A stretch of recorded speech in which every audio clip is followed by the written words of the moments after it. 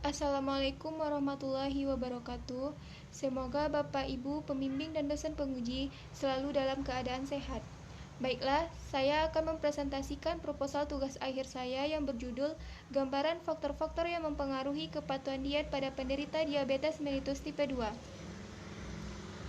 Bab 1 Pendahuluan. Latar belakang. Jumlah penderita DM pada tahun 2015 yaitu 415 juta jiwa dan mengalami peningkatan pada tahun 2017 dengan jumlah penderita 425 juta jiwa.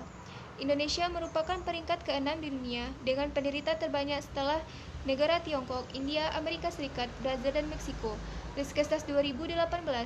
Prevalensi DM di Indonesia berdasarkan diagnosis dokter sebesar 2,0%. Riskesdas 2018, prevalensi DM Sumatera Barat sebesar 1,8%. Salah satu pengelolaan DM yaitu dengan pengaturan makan atau diet.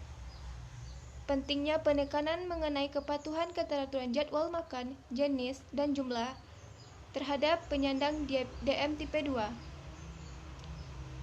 Kepatuhan diet pasien diabetes mellitus sangat berperan penting dalam menstabilkan kadar gula darah. Kepatuhan patuh atau tidaknya seseorang pada diet dipengaruhi oleh berbagai faktor.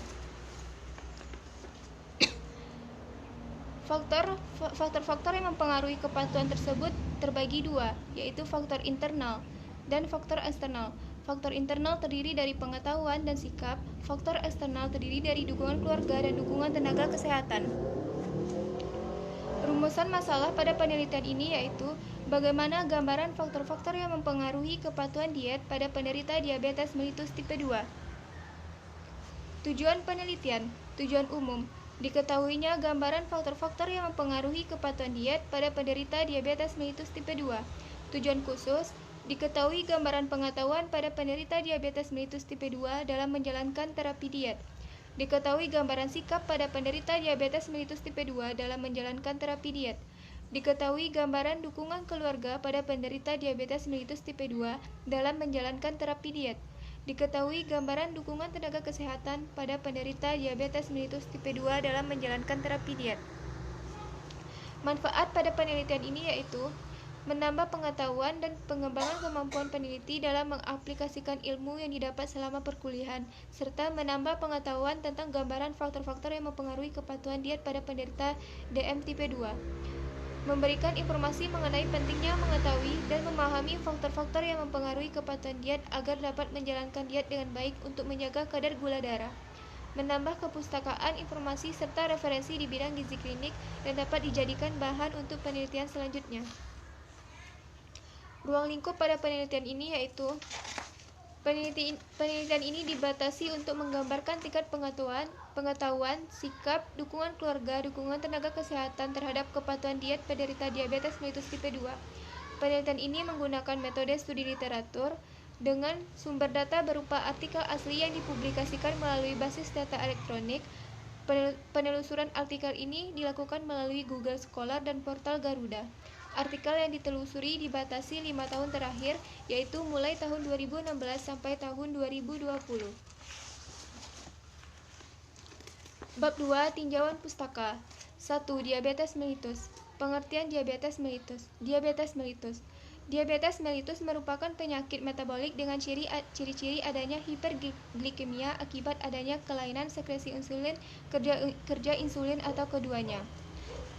Selanjutnya, klasifikasi diabetes mellitus dibedakan antara diabetes mellitus tipe 1, diabetes mellitus tipe 2, diabetes mellitus tipe lain, serta diabetes mellitus tipe gestasional. Selanjutnya, patogenesis diabetes mellitus. Diabetes mellitus merupakan penyakit yang disebabkan oleh adanya kekurangan insulin secara relatif maupun absolut. Selanjutnya, penata laksanaan diabetes mellitus. Penata laksanaan DM terdiri dari edukasi, terapi nutrisi medis, jasmani, dan terapi farmakologis. Selanjutnya, komplikasi diabetes mellitus.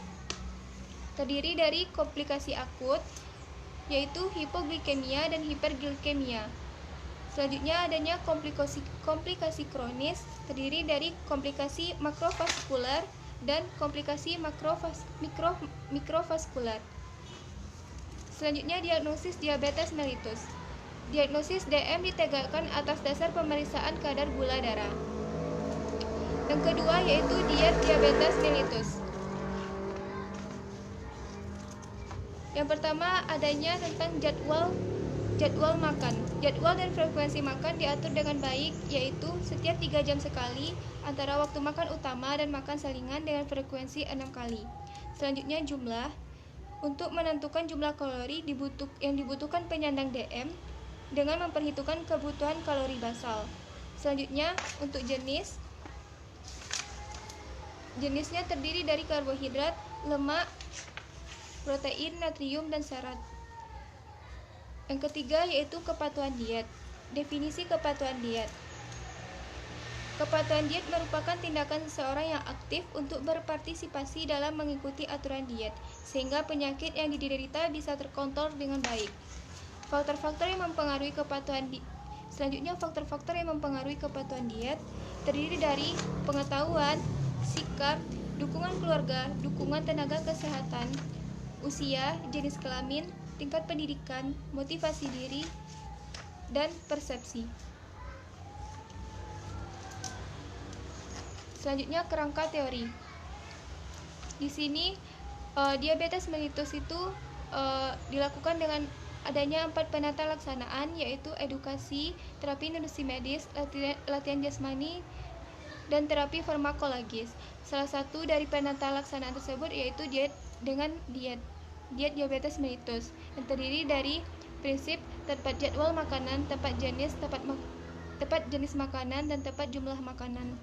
Untuk mematuhi diet tersebut, ada faktor-faktor yang mempengaruhi perubahan perilaku terhadap kepatuhan tersebut, yang mana faktor-faktor tersebut berpengaruh terhadap kepatuhan diet diabetes mellitus. Kerangka konsep pada penelitian ini yaitu pengetahuan, sikap, dukungan keluarga, dan dukungan tenaga kesehatan mempengaruhi kepatuhan diet diabetes mellitus. Selanjutnya, definisi operasional. 1 yaitu pengetahuan. Definisi variabel yaitu jawaban responden terhadap pertanyaan yang diajukan tentang diet DM. Alat ukur, kuesioner, cara ukur wawancara, hasil ukur baik kurang, dan skala ukur yaitu ordinal. Kedua, sikap. Definisi variabel yaitu jawaban responden terhadap pertanyaan yang diajukan tentang sikap responden terhadap diet DM. Alat ukur yaitu kuesioner, cara ukur wawancara, hasil ukur positif dan negatif, skala ukur yaitu ordinal. Yang ketiga yaitu dukungan keluarga. Definisi variabel yaitu jawaban responden mengenai sikap keluarga dalam satu rumah terhadap diet DM yang sedang dijalankan responden. Alat ukur yaitu kuesioner, cara ukur wawancara, hasil ukur yaitu positif dan negatif, skala ukurnya yaitu ordinal. Selanjutnya, dukungan tenaga kesehatan. Definisi variabelnya yaitu jawaban responden mengenai sikap tenaga kesehatan dalam memberikan pelayanan kesehatan terhadap diet DM yang sedang dijalankan responden. Alat ukurnya yaitu kuesioner, cara ukurnya yaitu wawancara, hasil ukur baik dan kurang, skala ukur ordinal. Selanjutnya yaitu kepatuhan diet. Definisi variabel, perilaku meyakini dan menjalankan rekomendasi diet DM yang diberikan petugas kesehatan dalam hal jumlah yaitu porsi makanan yang dikonsumsi penderita DM, jenis yaitu macam makanan yang diperbolehkan untuk dikonsumsi penderita DM, jadwal yaitu waktu makan yang tepat bagi penderita DM yaitu 3 makanan pokok dan 3 selingan. Alat ukur yaitu SQ, FFQ, dan kuesioner, cara ukur wawancara, hasil ukur kepatuhan dikategorikan patuh jika menerapkan 3J, tidak patuh jika tidak menerapkan prinsip 3J. Skala ukur yaitu ordinal. Bab 3, metode penelitian. Desain penelitian pada penelitian ini yaitu jenis penelitian yang digunakan adalah jenis penulisan ilmiah studi literatur dengan mencari referensi teori dan jurnal yang berhubungan dengan tujuan penulisan. Tempat dan waktu penelitian. Penelitian ini dilakukan dengan penelusuran studi literatur. Waktu penelitian dimulai dari pembuatan proposal, kemudian dilanjutkan dengan pembuatan laporan yang dilaksanakan dari bulan Desember tahun 2020 sampai bulan April 2021. Sampel atau sasaran.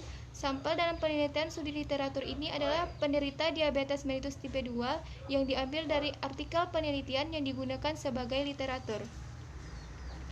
Jenis dan cara pengumpulan data. Data yang digunakan dalam penelitian ini adalah data sekunder, yaitu data yang diperoleh dari jurnal penelitian. Pencarian menggunakan mesin pencarian yaitu Google Scholar dan portal Garuda sesuai dengan tujuan penulisan penelitian yang dimulai tahun 2016 sampai 2020. Pengolahan data terdiri atas editing, organizing, dan penemuan hasil penelitian. Selanjutnya, analisis data pada penelitian ini. Analisa data dalam penelitian studi literatur ini adalah analisis isi, yaitu penelitian yang bersifat pembahasan mendalam terhadap isi suatu informasi tertulis. Analisa dimulai dari mencari hasil penelitian dengan memperhatikan mana yang paling relevan dengan tujuan penelitian. Selanjutnya, melihat tahun penelitian diawali dari yang paling mutakhir dan berangsur-angsur mundur ke tahun yang lebih lama. Selanjutnya, bagian pencarian sumber. Hasil pencarian melalui Google Scholar didapat sebanyak 60 jurnal. Kemudian hasil pencarian melalui portal Garuda sebanyak 15. Artikel yang akan direview berjumlah 75 jurnal. Selanjutnya, ada pengurangan berdasarkan judul yang tidak relevan sebanyak 27 jurnal. Maka artikel yang disaring berdasarkan full text sebanyak 48 jurnal. Pengurangan berdasarkan full text sebanyak 15, terdapat 15 jurnal yang tidak dapat diakses, sehingga artikel yang digunakan sebagai sumber studi literatur sebanyak 33 jurnal. Baiklah, sekian presentasi proposal dari saya. Mohon maaf jika ada salah dan jagal. Saya akhiri dengan Wassalamualaikum warahmatullahi wabarakatuh.